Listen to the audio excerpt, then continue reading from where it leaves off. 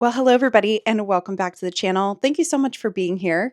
If you're new to the channel, my name is Sophia and I make book-related videos, mainly videos about mystery thriller books, but a little bit of everything. And today I am back with a massive book unhaul. If you've been following the vlog, you know that there's an ever-growing stack of books next to my bookshelf that I have been avoiding filming this video so that I can get rid of them.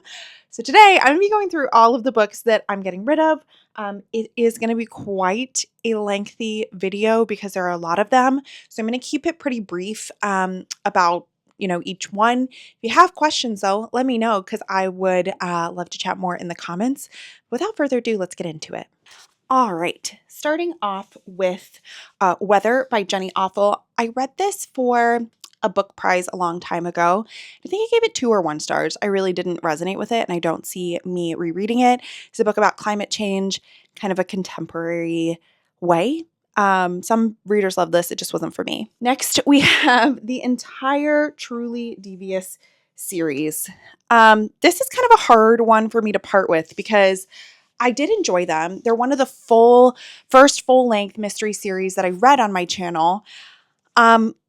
I've drifted away from them. I think partially because they are a YA series and I've just drifted away from reading YA just for enjoyment's sake. I'm 31 and I don't tend to relate to those characters as much. Actually, I'm not 31. I'm almost 31. But yeah, I don't tend to want to pick up YA books anymore. And these books were all about 3 or 4 stars for me. They were fine reads. I did enjoy them while I read them, but I'm not reaching for the new releases in the series, so I think it's time to pass these on to somebody else. Next, we have The Midnight Library by Matt Haig. This is a book that we did for Tea Leaves back in the day, his book club book, and I remember enjoying it, but feeling pretty middle of the road about it. Another one that I'm not going to reread. Zorrie by Laird Hunt. This is a National Book Award finalist from 2 years ago. It was an interesting read, very short. If I remember correctly, yeah, this follows a character throughout her entire lifetime, and it was interesting, but I'm just, again, not going to reread it. Lost Apothecary, this is another Tea Leaves book. I did enjoy this one I remember it being very atmospheric and kind of sinking into it. And I also love this cover, but not quite for me, not where my reading taste is at this moment. How to Sleep at Night. This was a book that I did a review of earlier this year. It is a novel about 2 gay men who are in a relationship. One of them is leaning more conservative as they get older. One of them's leaning more liberal, and it's about navigating political changes. I don't think it really answered the central question of what it's set to answer. Every Last Fear by Alex Finley. Don't really remember anything about this.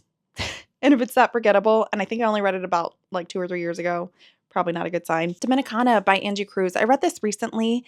It was a good read. It's a coming of age story about a young Dominican girl who's growing up in New York City in the 60s. It just didn't grip me. I didn't fall in love with it. Kind of similar story for Such a Fun Age. I read this recently, I think in the same reading blog where I read Dominicana or the next week. Enjoyed this one, wouldn't reread it, a little bit forgettable.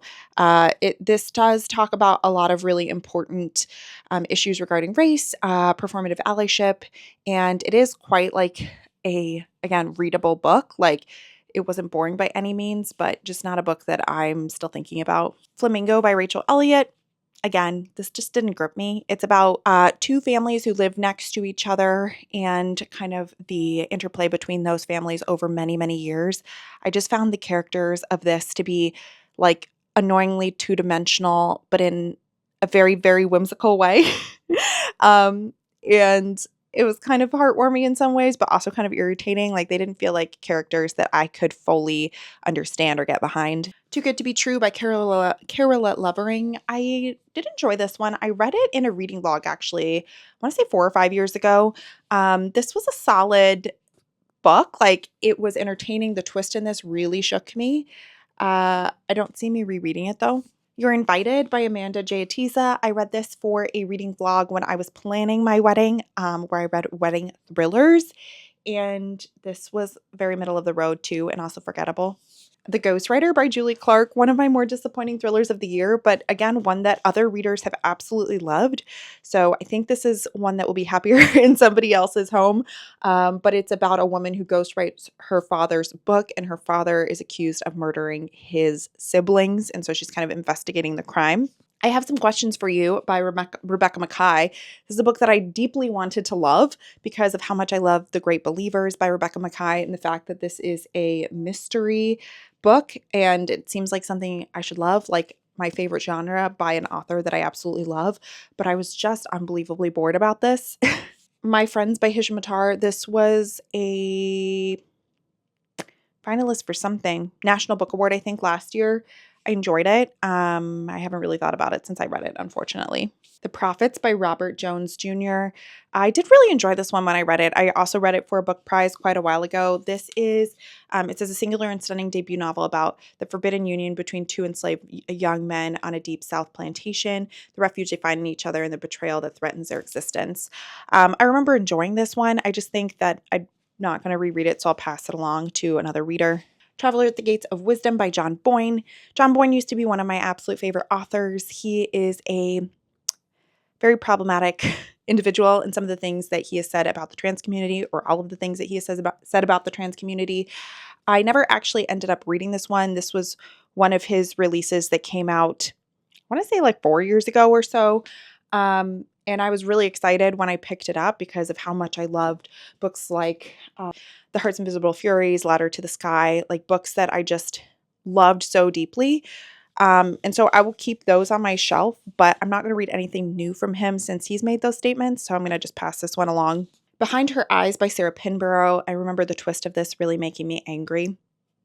The Family Experiment by John Mars. This was a in-person book club book pick for, I want to say, maybe a few times ago. It was like 3 or 4 times ago. This is about a futuristic situation where people can raise children through like a virtual reality. And there's a reality TV show where all of these people are kind of like raising these virtual children. People are commenting, and whoever wins the reality TV show gets the money to actually have like a biological child, because reproduction and like IVF and those types of things are so expensive in this age. It was really interesting. I think it said a lot of things that resonate today, even though this was kind of a sci-fi futuristic novel. I don't think I'm going to reread it though. The Girl Who Kicked the Hornet's Nest by Stieg Larsson. I read the first 2 books in the series, absolutely love them. I have them both on paperback. I didn't really resonate with this one quite as much. So I think if I reread it, I would start with 1 again and I would get this in paperback so that I have them all that way. Beneath a Scarlet Sky by Mark Sullivan. This is a World War II? Yes, World War II story that takes place in Italy. And I just thought the writing of this was poor. I'm not going to reread it, and I didn't enjoy it. I think I gave it like 2 stars maybe. Julia by Sandra Newman. This is a World War. This is a 1984 retelling, and it's told from the perspective of Julia, one of the female protagonists in 1984. This is a very middle of the road book for me. I maybe would revisit this after rereading 1984, but I just don't see that happening anytime in the near future. The Guernsey Literary and Potato Peel Pie Society. This is an epistolary novel about these people who are in a book club, essentially on the Isle of Guernsey during the Nazi occupation. I really enjoyed it. I don't think epistolary novels are quite for me. I didn't sink into this one the way I wanted to. So again, I don't think I would reread this one. The Crazy Rich Asian series by Kevin Kwan. I read this one a long time ago, recently reread China Rich Girlfriend, and just wasn't as continually invested as I wanted to be. It had just been too long since I picked up the Crazy Rich Asians, and I don't have the energy to like go back and do it all over again.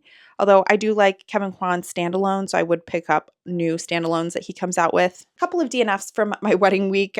You May Now Kill the Bride. I didn't actually end up reading because I realized that the Goodread reviews were so poor, and I didn't want to be in a reading slump my wedding week. And then The Second Husband by Kate White. I got maybe about 100 pages through, and I was just so bored.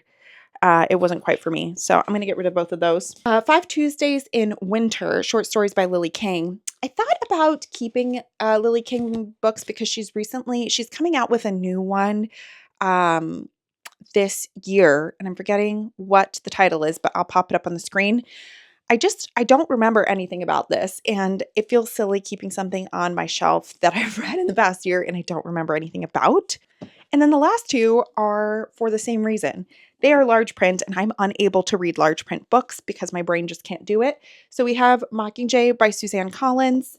So I'm going to pass that one along. And then All the Colors of the Dark, which wins the award for the floppiest book I've ever owned. This is in large print, of course. I just can't do it, especially for this many pages. But I did recently haul the non-large print version of that one, so I will be picking that up here in the near future. So I would love to know, have you read any of the books that I am unfortunately unhauling today? Um, do you maybe have a different opinion than I did on any of them? I would love to hear in the comments down below. And with that, I will see you guys very soon with another video. Bye.